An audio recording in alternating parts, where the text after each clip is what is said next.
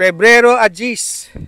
Nandito po tayo sa Barangay Galban at ating makakapanayam si Kuya Rene Singwa.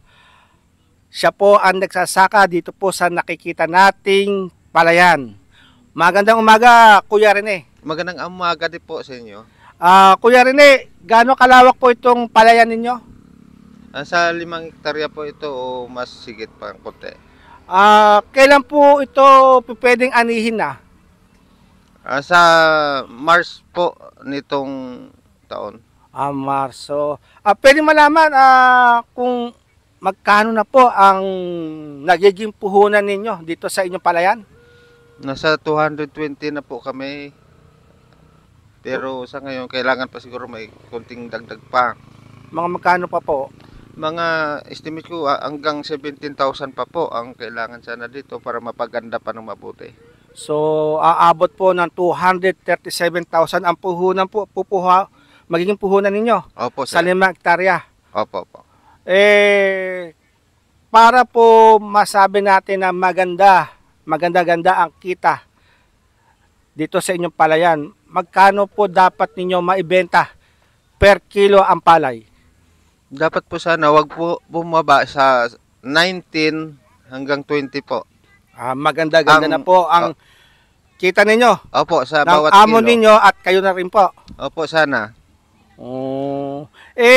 Nababaitaan ko po 17 pesos ang pinakamataas na presyo ng palay sa mga umaani ngayon doon sa Tarlac. Ano po masasabi ninyo doon?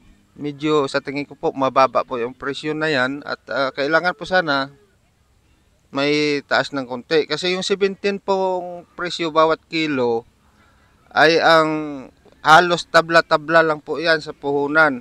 Lalo pa hindi pa napaganda ng mabuti yung palay, halos pagod na lang po yung amin. Sa tingin niyo po ba may magagawa ang gobyerno para doon sa sinasabi ninyong 19 pesos pataas ang maging presyo ng palay sa panahon ng kayo po'y aani na?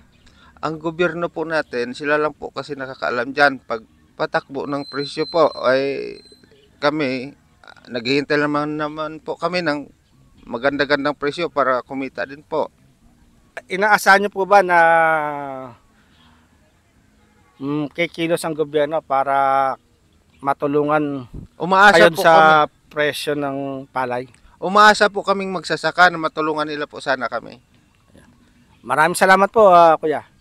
Maraming salamat din po. Magandang umaga po.